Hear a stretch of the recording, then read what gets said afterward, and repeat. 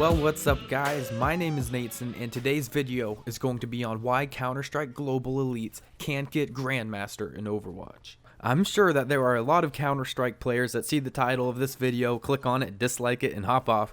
That's fine, but I just want to let you know that this is not a slam to Counter-Strike, because if you swap this, if this is vice versa, why Overwatch Grandmasters can't get Global Elite in Counter-Strike, it still works.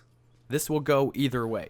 They're different games with different playstyles, and this first developed in the comments section. There was like a thread of 100 comments, and if you guys remember it, I had pinned the comment about someone that claimed to be a global elite in Counter-Strike and was wondering why he was stuck in Diamond and could not climb up the Overwatch ladder. So I dove into the topic, I did a lot of thinking, a lot of research, and I tried to really find out, at its core, why are most of these Counter-Strike gods unable to just switch over to Overwatch and be just as good? I've come up with really good points for this video. There are 4. We're going to start simple with number 1, but then the next 3 are incredibly thought out and took a lot of time to come up with. So number 1, starting off with the most basic point of them all, and that is simply learning to play around ultimates. So I'm sure it's cliche to just say ultimates in here just because that's an obvious difference. But it's not just the fact that there are ultimates in Overwatch, it's the fact that Counter-Strike players have to learn to play around them. Counter-Strike players hate that Q button in Overwatch. Counter-Strike players are looking at this and thinking, wait a second, so this doesn't make any sense. Just because you hit Q means that you win a point, and it means you deal a ton of damage, and you get a lot of free kills.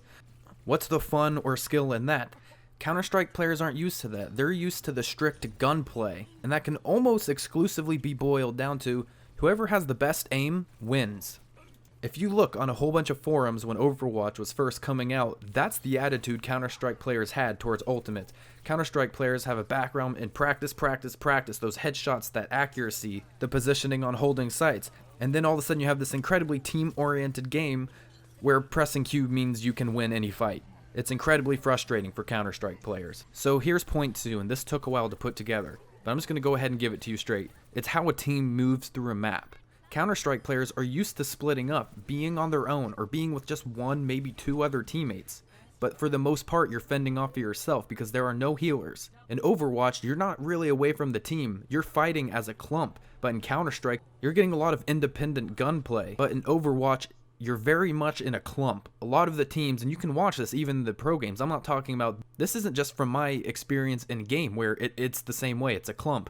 When you watch the pro games, it's still a clump. Yeah, in Overwatch, there's going to be a bit of flanking in both games. But in Overwatch, there is a bit of flanking. But for the most part, these team fights are happening in clumps. Each team is in a clump. Supports are trying to heal their teammates. DPS players are trying to hide around the tanks. Tanks are taking damage or trying to block damage or try to throw a hook. Everyone is in a clump because that's how they all work together. And this is just representing 2 different play styles in 2 very competitive games. But at the end of the day, Counter-Strike players have to relearn the positioning because you can no longer just go off on your own every time, or maybe go off with 1 teammate and be okay, because you're going to run into a clump, because if you find 1 player, you're usually running into the clump, and that's when you get picked. And of course, I'd like to mention not all of these situations I give examples of are completely universal. There's a lot of different variables that could happen in a match, but for the most part, this is what's happening. We're just going to keep moving the video along. Now we're at the 3rd point, and this one, let me explain myself. It's going to have a weird name. The 3rd point is McCrees and Widows versus McCrees and Widows. So, I know you're probably puzzled right now, but let me explain. So what is Counter-Strike at its core? Well, it's McCrees and Widows versus McCrees and Widows. You have your hit scan assault rifles and pistols, and then you also have your hit scan sniper rifles. And rightfully so, Counter-Strike players are incredibly used to whoever has the best aim wins. And that's what you need in Counter-Strike. That's definitely going to work, and it doesn't hurt in Overwatch at all. But in Overwatch, we have healing, we have tanks. Landing great shots on people is definitely going to earn you kills, but people with 200 HP represent just a portion of someone you'd find on a team. And they're not just standing out in the open. They understand they only have 200 health. You're going to have to push through tanks, and tanks have a lot of health, and sometimes shields. Reinhardt has a shield you have to punch through. Winston can drop down a shield that you have to punch through. Diva has defense matrix, which is incredibly annoying in that you have to wait for that to cool down. And Zarya has a protective barrier that she can surround herself with and teammates. You're dealing with a lot of characters that have incredibly high health pools.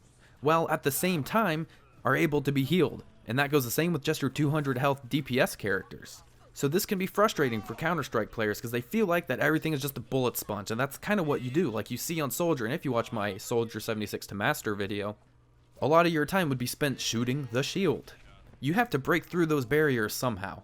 And that's another aspect to learning the game of Overwatch that makes Counter-Strike players slightly annoyed. Other than just the fact that some characters have a ton of health and they can be healed, even the Counter-Strike players with great aim that are against one person, some of these player models are tiny. Widowmaker, Mercy, Ana, Diva, just to name a few, these are tiny player models. Like, you look at it on screen, you can't even measure it like a centimeter across, they're so small. And it's like, how are you supposed to hit this? Symmetra, another one just comes to mind. Some of these player models are probably incredibly frustrating for Counter-Strike players to be up against, because they might find themselves dying to a Mercy. They're playing McCree and they're against the Mercy. Mercy is just spamming her little plasma pistol, and McCree ends up dead from a medium distance. And also a struggle for the Counter-Strike player is that since they're used to the hit scan players, they're used to the McCrees and Widows and Soldiers, they're going to be less likely to play someone else. They're going to find their home with McCree, Soldier, and Widow, which could make it slightly bearing to the team if they're not willing to play any of the support heroes or a tank. So now we're at the fourth and final point. And this is coordinating with your team on engaging and disengaging. A lot of the time in Counter-Strike, you're not with your team. Like I said earlier, in Counter-Strike, you're usually not playing with your team. You're usually with one other guy. In Counter-Strike, you're going about to get the solo kills. In Overwatch, you have to coordinate with your team, and that's calling out ultimates. You're planning which ultimates to use. You're planning the exact second to engage and the exact second to disengage, whether or not you're going to win or lose that fight. Your team is talking through these things. In Counter-Strike, you might be calling out to one other person where the location of an enemy is by saying things like one's drop, but in Overwatch, unless an opponent is misplaying and is way out of position, that's not going to be happening, because you have to plan everything as a team, and this is just getting beyond a team's positioning. This is coming down to coordination. Knowing to engage and disengage in Counter-Strike is a lot different than Overwatch. In Counter-Strike, it's often a solo decision. But in Overwatch, it's more team coordinated and you have to talk with your team. So I just wanted to end this video by saying thank you to everyone for watching, and lately the support on this channel has been incredible. We just hit 15,000 subscribers. And thank you guys again for posting my videos on Reddit. I think I've seen every single one on Reddit somewhere. That's a huge help, guys, and thank you so much for that. And the positive comments everyone has been leaving is just leaving me speechless. I couldn't be any more thankful for each and every one of you. So I'm going to go ahead and get started on the next video. I have a lot of really good ones in mind. And seriously guys, thank you so much for everything. Have an amazing rest of your day. See ya.